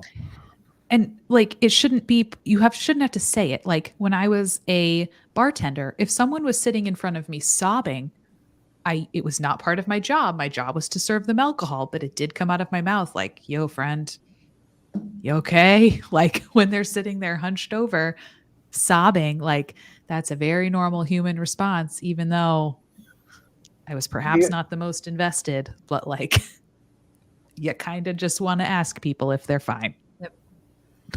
Like very basic. I like what Nurse Adrienne said. She said that when you approach patients systematically and organized, it's way more efficient. So for example, if I knew I was going to be getting an admission, there were certain things that I would need. For example, if I was working on the telemetry unit and they were on a tele, I'd get the leads ready. I'd put it on the bed. I'd get some water. I'd put the water in the room, of course, if they're not NPO. But I'd get them a little bucket that had all the things they may need, like mouthwash, toothbrush, all that. Get it ready so they're not asking you for it. I was in the hospital for 2 days, 1 night, didn't get water, My husband had to bring me water. Didn't have a diet put in. As soon as I was getting a patient, I was calling the attending and saying, is this patient is a solid regular diet? Like, I didn't have a diet till the second day. And Oh my I told the gosh. nurse, I haven't eaten in 2 days. Can you put a diet in, please? When the diet was finally in, dinner came right when I was getting discharged. So I got to eat those 2 days. Oh my gosh. Well, I always found even now, like I work outpatient in an infusion clinic, I can have anywhere from 4 to 9 patients a day. I plan ahead. I know what's coming down the pipeline. And I did this in the hospital too, because if you plan ahead, then the times when something unexpected happens, it's so much easier to handle because you can work everything else around it because you know what you're supposed to be doing and what is scheduled and what is planned. And of course, in the hospital, something always happens that you don't expect. Expect the unexpected. Work ahead. And I think, and I don't have a way to fix it other than be receptive to feedback, I guess, would be one thing too. Her neighbor had a NG tube, so a tube going from her nose to her stomach, hooked up to suction to help with what she was dealing with. And I heard them come in and give her medicine. I knew I was very nosy, probably too nosy, but it did help her this one time. I also did prep her dad on how to advocate for her in the hallway. I gave him a pep talk. I'm like, all right, here's what we're going to do from now on. Okay. Well, this is going to get better. Cause he heard me talking. I literally, he heard me talking, or he's like, would you mind help me figure out how to ask these questions? I was like, yes, let's ask. And I was like, okay, I know she has an NG tube to suction, and they just came in and give her a ton of PO pain meds, even though she's vomiting. I was like, which is a very interesting combination. So I looked around the corner to check the thing, and I was like, yep. I was like, her tube is still to suction. I was like, so that makes a lot of sense. Like, they gave it to her. Yeah. I was like, how? Okay. So I told the family member, I was like, you're probably going to want to ask if this should still be hooked up, because she got these meds. They did. The nurse came in. She's like, it's fine. Totally fine. And then I was in an awkward situation. I was like, huh. So I had to then tell the family, I was like, it's not fine. That actually won't work. Only for the resident to think, I don't know what I don't know what I would have personally done, because I was so conflicted. The resident came in 15 minutes later, and the family member was like, they just gave her those, she's like, is the pain meds working? And they were like, no, but this is also hooked up. And the resident was like, yeah, that's not good. Not good. I'm guessing the suction canister wasn't feeling any pain. The suction canister was having a great time. A really great time. We scratch our heads and wonder what's wrong with us. But you remember when I told you in a previous chat that shit rolls downhill, and it's in Leviticus? I think I've learned enough from Nurse Liz to say the healthcare system is broken, and we need to rebuild it from the ground up. But when nurses aren't treated well, Richard Branson from Virgin said, when you treat your employees well, they'll treat your customers well. And if these nurses are not getting their needs met professionally and personally, it's going to roll downhill. And I think your friend was at the bottom of the hill, it sounds like. Well, that's no excuse, but it's a partial explanation. That's part of the post-COVID culture change, is the CEOs and the powers that be know how far they can push us now. They know how much water we can carry. So we don't need any more. We can push these people to do this much, and they can do it. And so we don't need better staffing. We don't need smaller nurse to patient ratios. We don't need any of that, because we know what they're capable of now. Not realizing that, yes, we could do that for a short period of time, but it's not sustainable. To them, they're going to learn that the hard way. Yeah. I've actually had my manager come up to us and say, hey, you guys did 22 patients by yourself today, just 2 nurses. Great. Now we know what you can do. And I looked at him dead in the eye, and I'm sitting here going, if you keep doing this, me and the other 3 veteran nurses will leave within 3 months. You understand this, right? Because we went through COVID and stayed when everyone else left. You do this to us, and you will lose all your veteran nurses and just have food. Yeah. And he turned white as a sheet. Yeah. So I have a thought about this. And this thought came to me the other night, whenever I was really trying really hard, or the other day, when I was trying really hard to get on the stream about the DPC. Your internet was not and wanting that. It was not. It was not about I was that. at one of those tennis tournaments and like in the middle of nowhere. Anyways, so I had this thought, and it's not like super thought out. So I'm glad that I have a bunch of very smart people here to help me decide if this even makes sense. But I view DPC in a very similar way as I do like whenever nurses come into work and they are so short staffed that they are going to refuse taking the patient DPC because is like direct that's primary something care. because something that drastic is necessary, because we all know like this isn't right, this isn't safe, this isn't what is supposed to be happening. And so I am going to like say, no, I can't do that. I can't work like that. And so I'm wondering, like, is that similar? You know, if our doctor says I'm changing over to DPC because this is the way that I feel that I should take care of patients. Is it similar? Like, like you have to force that on the system for it to change, because it's not going to do it on its own. Yeah. And it will help a little bit, but then it leaves a whole bunch of other people behind who like can't do it. And it's, Exactly. Same with a nurse refusing the patients, right? Yep. Like there is a downside to that, you know, obviously there's lots of downsides, but it's something that like needs to be done. So I have no solution. Only I want to angst. chime in on that. I have previously picked up shifts. I'm not going to name the facility, where they wanted me to cover. I work in South Carolina. The ratio for nurse to patient in South Carolina for skilled nursing is 1-44. They wanted me to take 56 COVID patients who were stable, and 100%. Yes, you are screwing over someone else by not picking up the shift or not accepting report or not taking responsibility. But until you start saying no, until someone comes into the system and says, absolutely no, I will not do this, this is not safe, then, you know, until you make it an imposition on administration that this is something that they can't get away with, then they're going to try and push every edge that they can get. I mean, I've had, in this case, I was offered an extra $200 bonus to stay and actually take report when I was already being offered, I think it was $106 per hour to work an 8-hour shift. That ought to be a red flag. When they want to pay you more to do something you're not willing to do, that should just be more reason not to do it. I mean, that's crazy. Yeah. The thing is that you have to put your foot down at some point and say no. Because if you aren't willing to say no, then the thing is that you are willing to put money before your patients.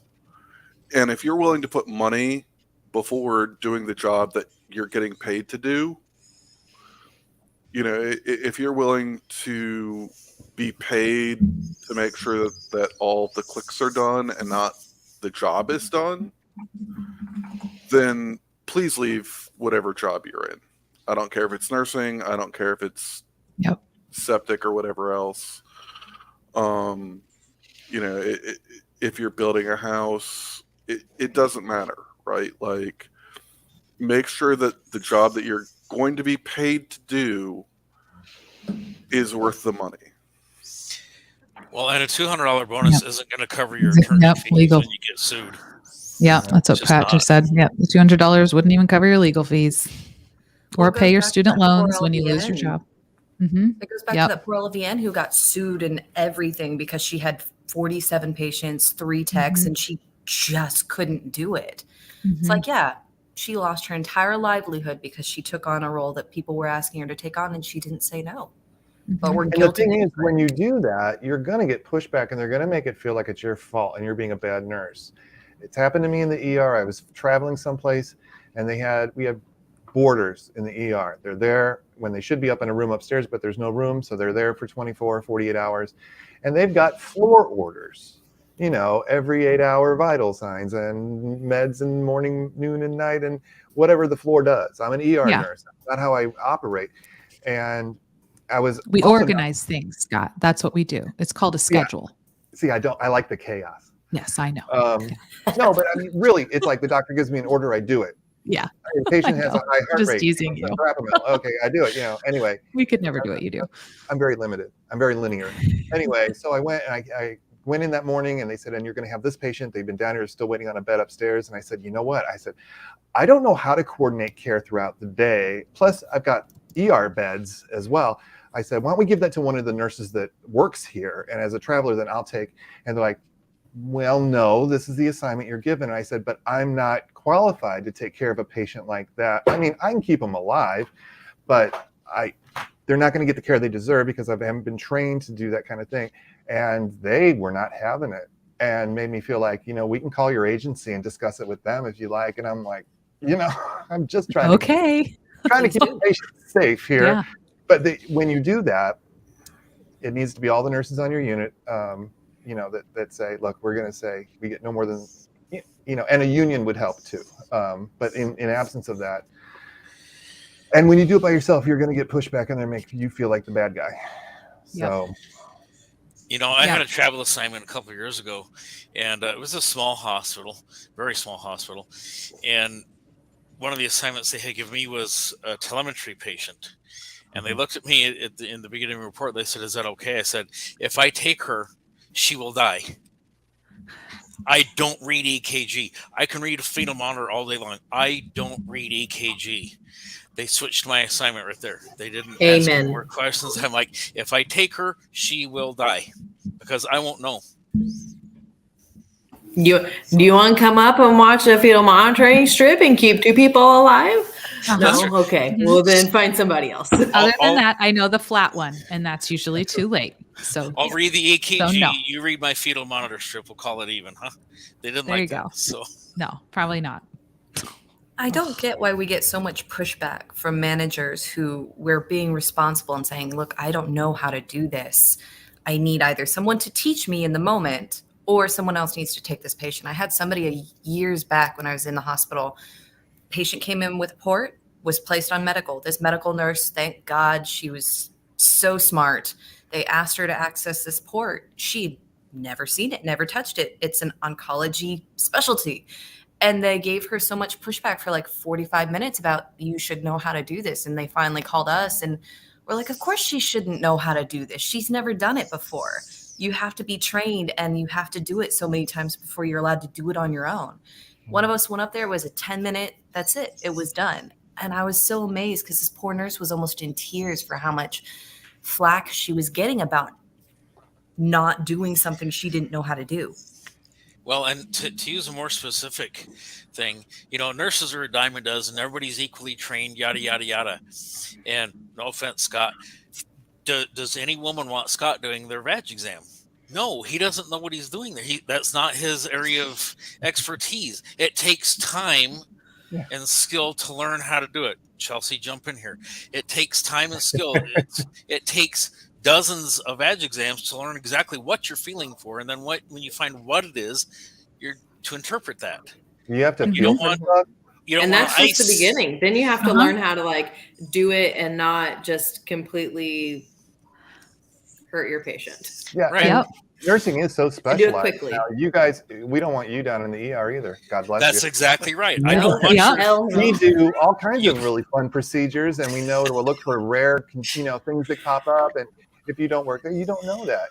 And individual nurses have their strong suits and their own experiences. That is so correct. It's okay to say, hey, I know I'm a full-fledged ER nurse and I've got some credentials behind my name, but I haven't done a chest tube in over 6 months. Can somebody please give me a refresher course on where to put the blue water and where to put the clear water and this garbage? It's okay, and somebody in the department will say, oh yeah, I do these all the time at my other job. I work PRN at the trauma center, blah, blah. You know, so know your limits. Don't feel like you have to know everything. No. If there is something you're supposed to know and you don't know it, it's up to you to say, hey, I'm supposed to know how to do ports, and it's been, I don't get it. I know we did it on competency day, you know, if you do a competency day like we do, but yeah. And then just Yeah, ask. Adrian's Your worth to let you educator. practice on her. Yeah. No, but it's true. Scott, you keep your heart attacks, I'll keep my pregnant women. It's an agreement me and ER have had for a really long time. ER nurses are famous. And if they're for pregnant and are having a heart attack, please still keep them. I will come to you. Oh, yes. no. Yes. Oh no, please, Scott. Please, That because was- the baby won't live if mom doesn't live. All right, That's well, true. Her, I will come and help you. That is true.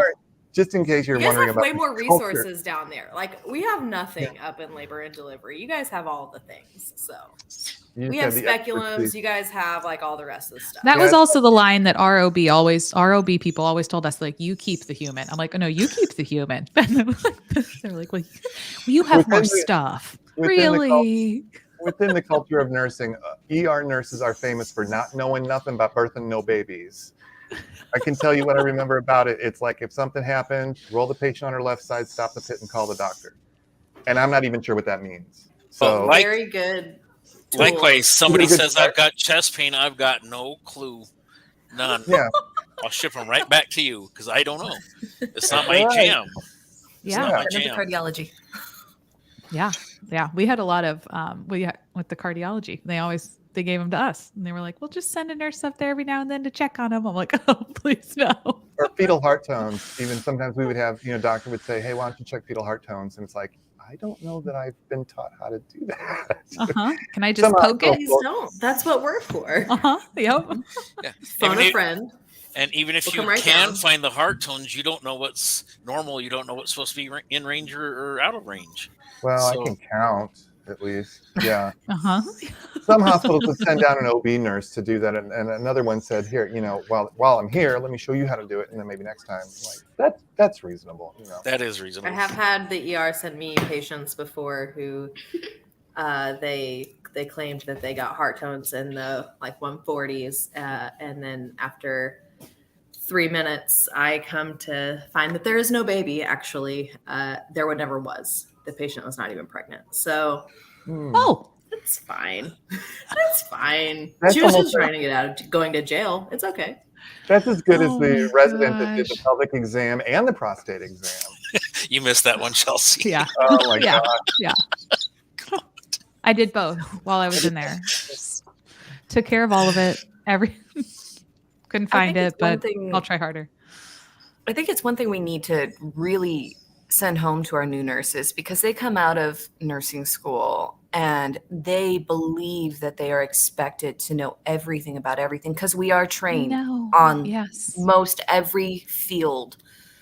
And I always told my new grads when they came to learn from me, I'm like, look, you know how to keep somebody alive and recognize when something is wrong. You will learn how to be a nurse in this field after time.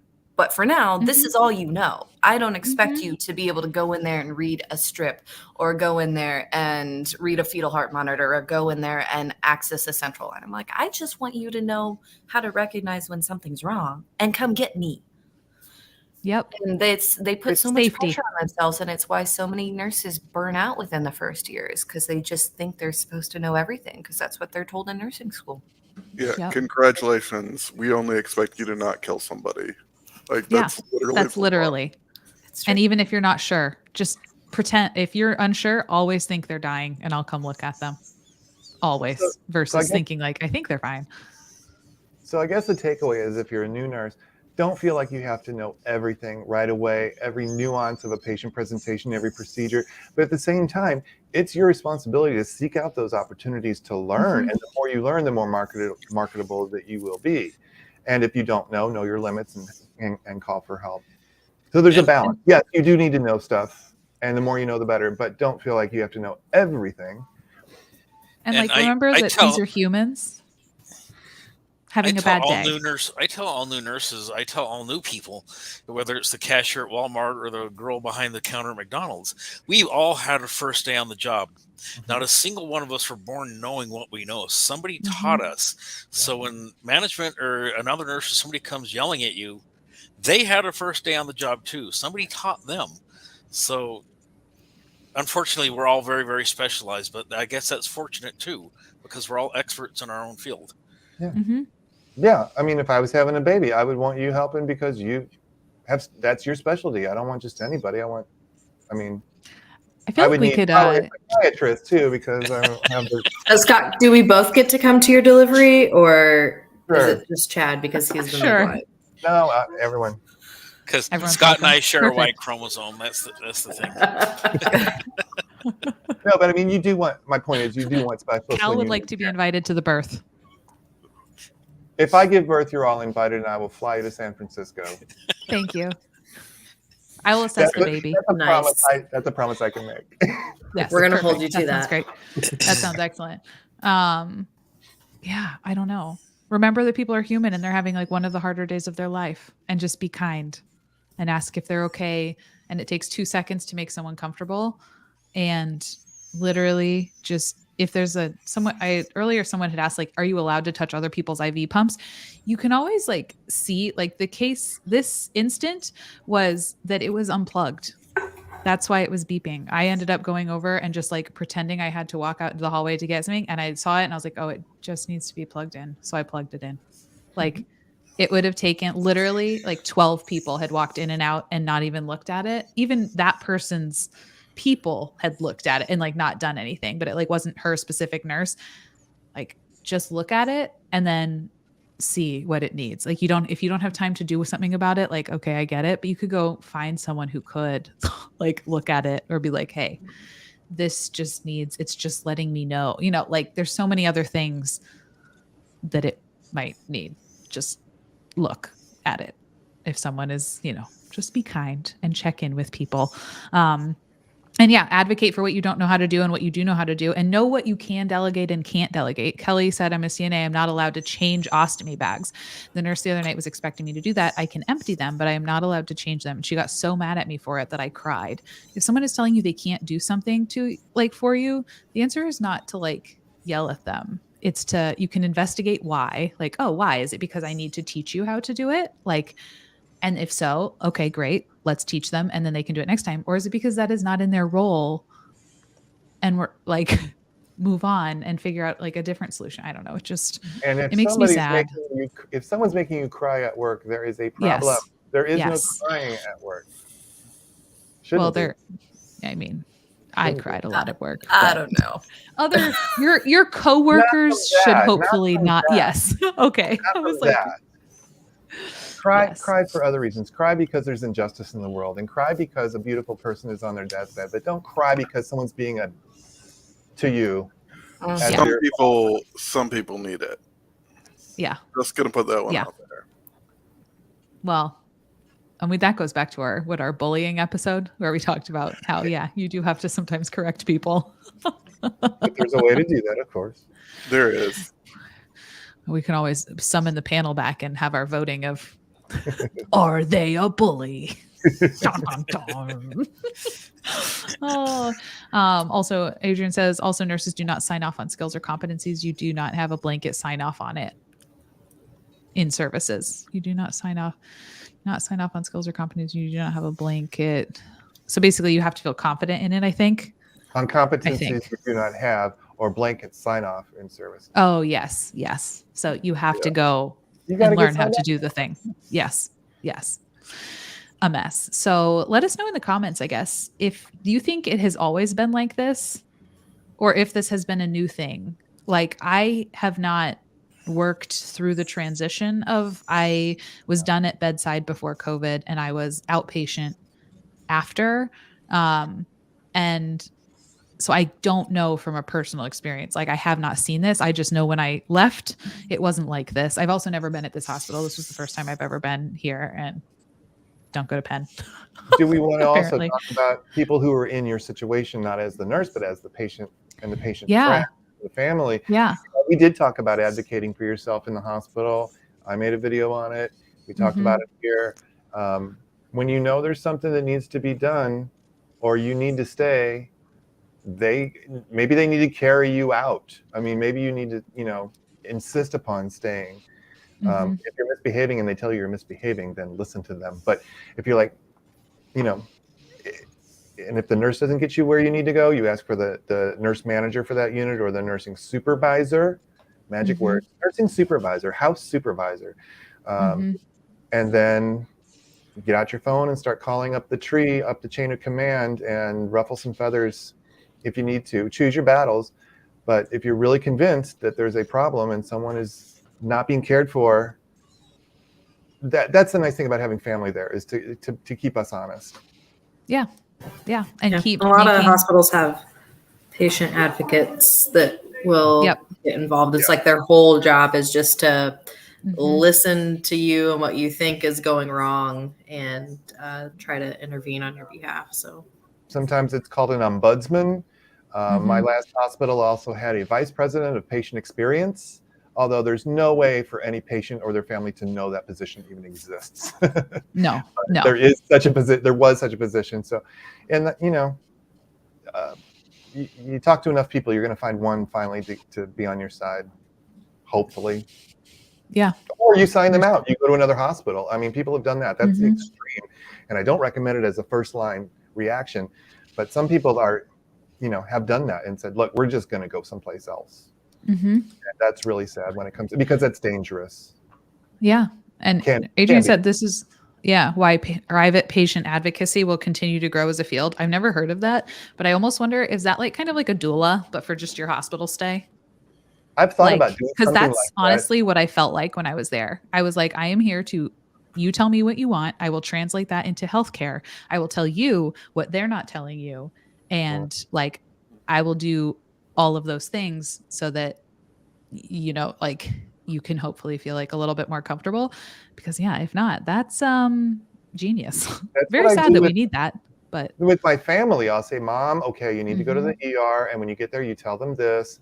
And sometimes she'll even bring me up on her tablet while the doctor or the nurse practitioner is in there. And I can say, now make sure you ask them about this, that, or the other thing.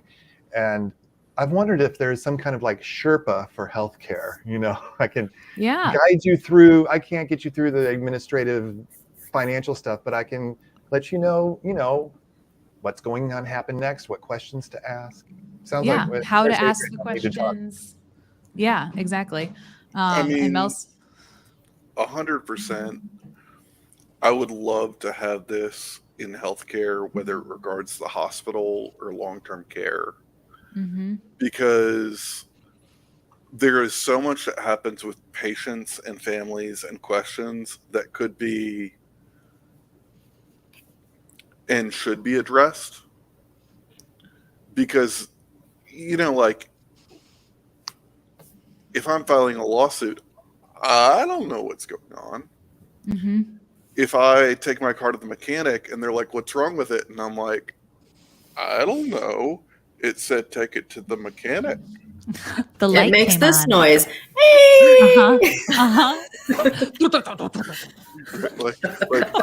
I need you to translate this into stupid people talk, because I am stupid people when it comes to cars. And in the same way that I know I could probably figure it out, but I know nothing about mechanics wise when it comes to vehicles, especially hybrid vehicles. I'm going to pay for somebody to make sure that it's done right. It is useful to have that service to people and to be able, I've had a number of friends talk to me about, hey, look, this is going on. And I'm like, they ordered meloxicam 6 times a day. 15 This doesn't seem right to me. This is kind of a problem. It kind of sounds like he's having, a GI bleed. Yeah. And the there's probably some electrolyte issues because his kidneys probably aren't functioning so well. Other than the fact that my poop is red and I don't pee anymore, I'm totally fine. Everything's great. But didn't it used to be the nurse was that person? I was just- That was the human. I was medical- just going to say that, Scott. Yeah. You know, I mean, it's always been one of the skills, one of the soft skills, is to be able to translate medicalese into plain English. And it just I love doing that. I've always me too. loved, explaining to people. It's like, look, you're going to hear these big words, but this is what it really means. And let me draw you a picture on the whiteboard. And I've loved doing that. And if you're too busy to do that, you're too busy. We've already got Interestingly enough, patient advocates. Patient advocates have been around for a long time. They are experts in education. They're experts in translating diagnoses. We're called nurses. We're just with 45 or 56 patients. You can't be the patient advocate. Yeah. So we're really I will talking say- about private duty nursing.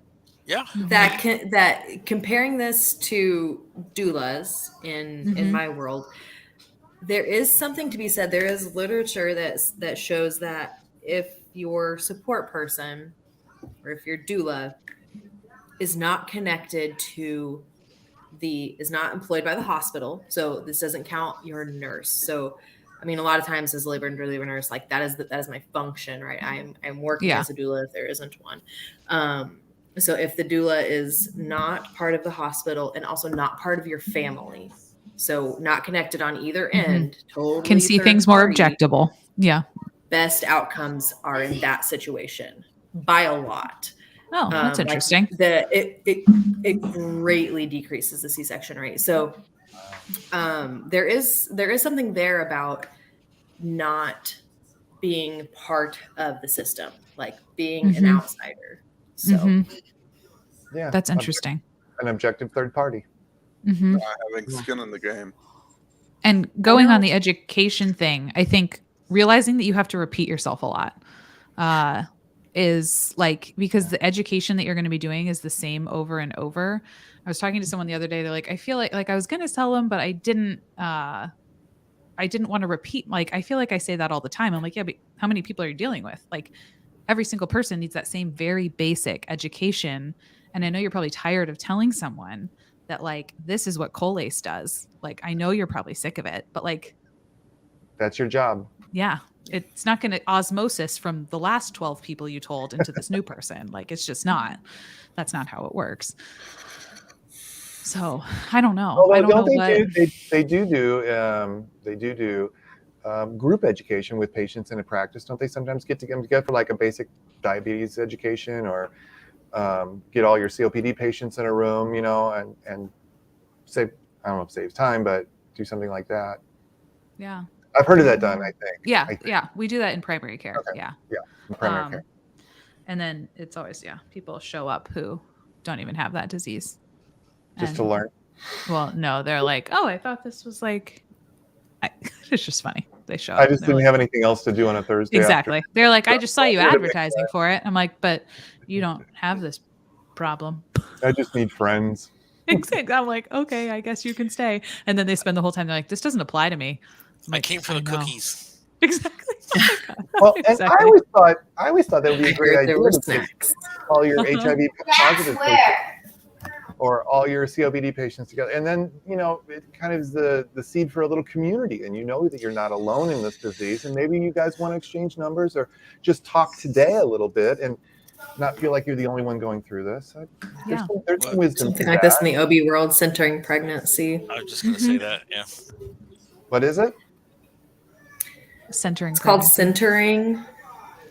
And there's so there will be like a group OB appointment. And within that appointment, there's patients, pregnant patients who are all different gestations. So you'll get some that are like still really early in their pregnancy, and then some later, and they talk to each other and they talk about like the different phases of pregnancy and the hardships, and they all learn together as a group. That's great. Mm-hmm. Yeah. And I've pushed for this at the center that I work for chemo. Like, I've told my patients, like, I can tell you things from a medical point. I am very good at that. But the people who are sitting around you for 5 to 6 hours, they will tell you how this is going to impact your life. Or like if you've got a central line, how to manage it, how to take care of it. Or if you need to use like cold caps or cold mittens or anything like that, what's the best way to do this, or how to manage your symptoms at home, or how they felt. It's like, for some reason, that seems to be such a negative thing, is like, no, don't connect patients, don't let them talk. I'm like, no, they know how this is going to impact them on a daily basis. Let them talk, let them learn, let them grow from each other and support each other. And I've seen such great relationships form for the long term. Yeah. And one patient thinks of a question that somebody else hadn't thought of, and then that sparks a different discussion. It's really good. Yeah. When we rule the world, these things will be everywhere. Isolating. Oh, You yeah. have chronic disease of any kind, and you feel like you're the only one, and then you get in a group of people that are like, oh yeah, I did that. This is how I managed it, or I felt that way, or I was so sick with this, and they realize that they're not alone. They have a support system. And that's huge. And you can find that. I'm sure there are Facebook groups for people with one disease or another, and there's associations and organizations for different diseases. But there's no reason why healthcare providers can't start that, can't be a part of that as well, and sponsor some of these kinds of things, whether it's a group class for laboring or for pregnant patients, or something for your cancer patients. Yeah. Certainly in line with our I was going to say calling, but with our mission, with our job, what we're out there to do. So on that happy note, we'll probably wrap up. If anyone has any final thoughts, I don't have any solution to this other than to encourage people to just be decent. And I don't know, I don't know if we need to talk about share more stories of things not going, I just don't know what to do. I was just mad and I needed to talk about it. Bridget, thank you for sharing your experiences. That's not fun to live it. And I know it's not fun to talk about it. But I don't know what else to do. So that's why I brought all of you here, because you're very wise. But I was like, this is just ridiculous. It's awful from a nursing perspective to see that, but it's also awful from a patient perspective. If you're a nurse, be a human being at work, be kind. If you're an administrator, treat your nurses better. They will treat your patients better. If you're a patient or family, demand to be listened to and taken care of, and be taken seriously, and advocate for yourself when no one else will. I'm sorry that it sometimes comes to that. And if you're a nurse, we know that you're overworked, but from a patient perspective, find a way to systemize, organize, so that you can provide better patient care. Don't just throw your hands up in the air and give up. Try to find a solution so that you can be a better nurse. And from a patient standpoint, never be afraid to sue. And as someone who could be sued, I don't like this. I don't. But even if you don't survive a motion to dismiss, even if you're going pro se at this, the thing is that the more people who force costs, even if it is recurring insurance costs on the facility, it matters. It sounds really funny to say, but one of the reasons why I sued a former employer of mine, is because I was like, look, I don't think I'm going to end up getting money out of this in the long run, realistically speaking, because I'm not a lawyer. But I'm going to end up causing them enough costs that they're going to increase training, that they're going to do these other things that cause change. And that's when they're going to change, is when you make it financially painful and enough people fall and enough people have horrible outcomes that are easily traced back to the fact that, you left me in a chair for 8 hours and, I couldn't move. I had no call light. And then terrible things happened.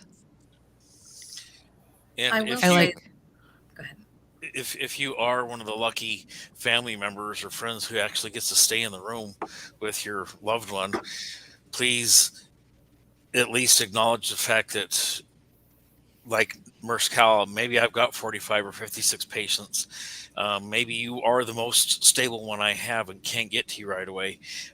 Advocate for your friend, advocate for your loved one by all means, but give me a chance to get done what I need to get done so I can get to you. Yeah. And if you want to share a terrible story, you can come on here and share it. I'll interview you. I'll just turn my channel into a patient complaint center, and who knows? Well, nothing will probably ever happen, but seriously, if you ever have any like stories or anything like that, I don't know if that's a helpful way to share it. Tag the crap out of it. Like Adrian said on Twitter, on social media. I know when I tagged them, Penn was not happy when I talked about them. They were like, "Oh, I'm sure it wasn't that bad." They're like, "Please consider blah, blah, blah." I'm like, "Nope, bye-bye." But you know what I mean? Like that is what, if it looks bad from a customer service point of view, that's really all they care about, because that's going to end up costing them potential money. So that's really all they care about at the end of the day. And until it costs them enough money, they're not going to do anything, which sucks. We need some positive energy. Yes. I will say this. I have been in some really messed up situations with my fellow nurses. The worst one I can think about is the power to our entire hospital went down for hours. No backup generators, nothing. Literally the worst thing you could think about in a hospital. And this was not the most healthy work situation anyways, but I was so amazed when I saw these nurses all come together, and literally it was the biggest patient care focus that I've ever seen in my career. And I think at the heart of it, nurses are patient focused. I think they're just burnt out. But when push comes to shove, that is what we do. It's why we get into it. We love taking care of patients. And sometimes you run into those people who maybe they're just burnt out for the day, and maybe they're going to come back tomorrow with a better day, a better smile, a better focus. And it's just, you got to give them a little bit of leeway right now, because nurses are so burnt. Everyone in the medical field is, but underneath it all, we all get into it for the patients. That was a good encouraging note. Good job. I got in trouble last time for bringing you down. I thought something good. Well, there you go. I bring it down every time. So no worries. Cal and I together sometimes are unstoppable. Today is one of those days. We are just like, can I tank this and how quickly? Great.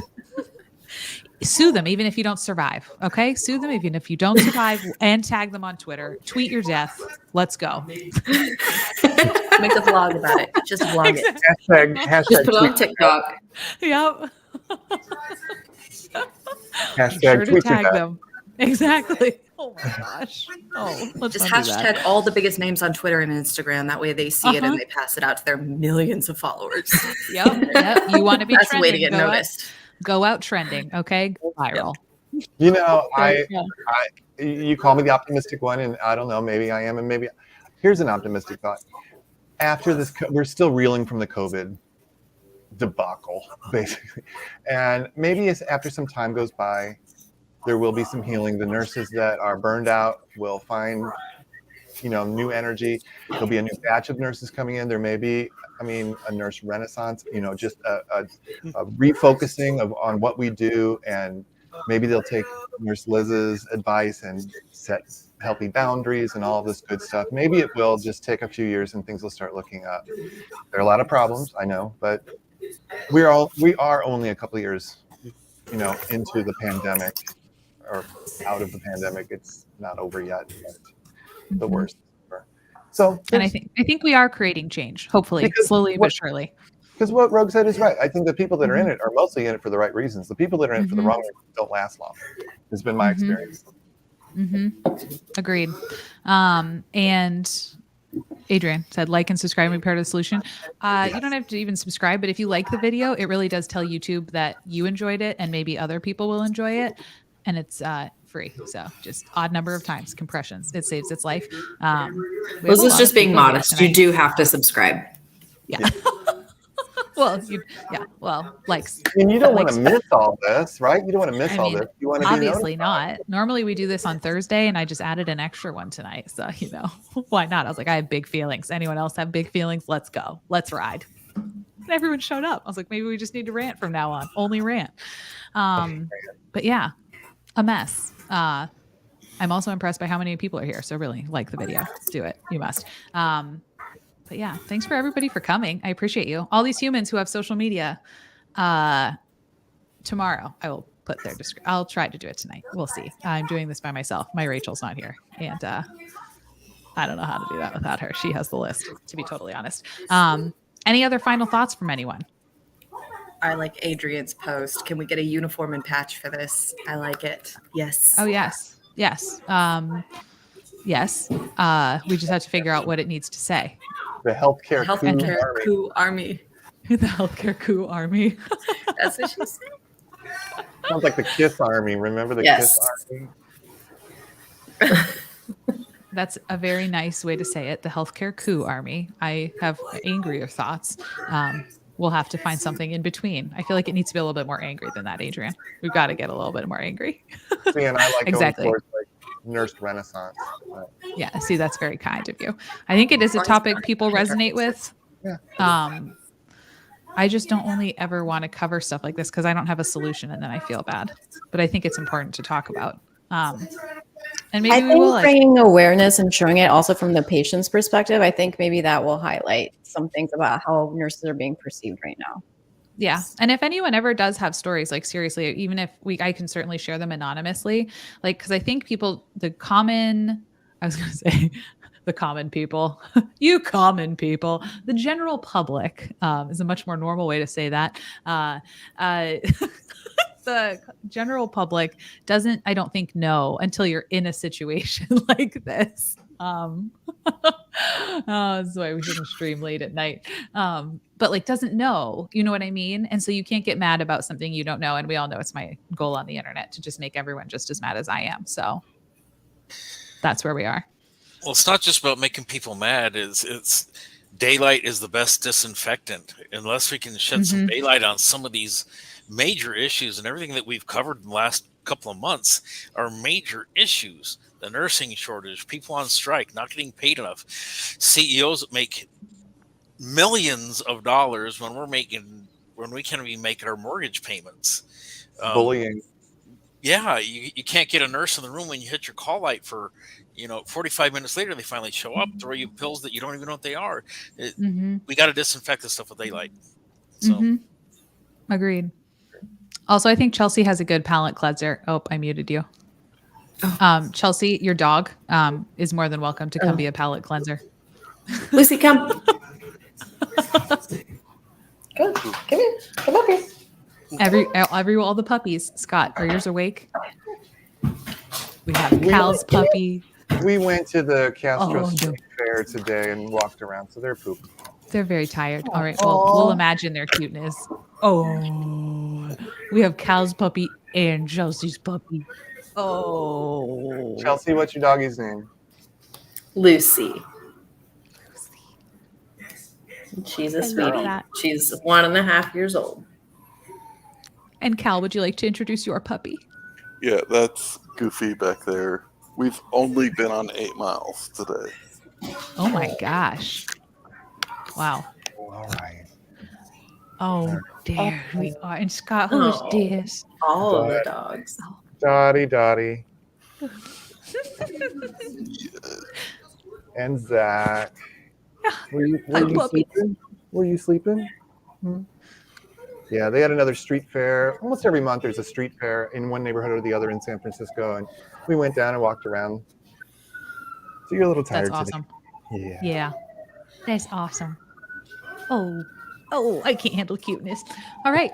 Well, thanks, friends. I appreciate you showing up on late notice, and I appreciate all of you watching. Do share it, like it, whatever. Spread the word. Send it to people who are having too good of a day. Be like, oh, I can ruin yours for you real quick. Hold on. Let me help you fix that problem. And together we can get them mad enough and hopefully change things. And yeah, I hope you know, friends, that you are not alone, even if you're in the hospital by yourself in the middle of the night. You are more than enough. You deserve good health care from people who care about people, and you can do hard things. And Michaela Hawley is snoring, so she's not allowed in this room because she snores like a 80-year-old man. So she's not allowed here. She's old. She's 12, so she goes to bed at 6. She puts herself to bed in the pantry, under the Cheerios that my children steal, so that when they fall from the thing as they steal them, it just like knocks her on the head and wakes her up, and she like eats them while laying down and then goes back to bed. So that's her life. She loves it. All right, friends, on that note, have a beautiful evening. I will see you on Tuesday night or Friday or whenever. We'll see you later. Bye. I need to find my end screen so the end cards could show up. There we go. Perfect. Good night, chat. Thanks for being here. PRN is as needed, Earth Angel. So like only when you need to. Have it.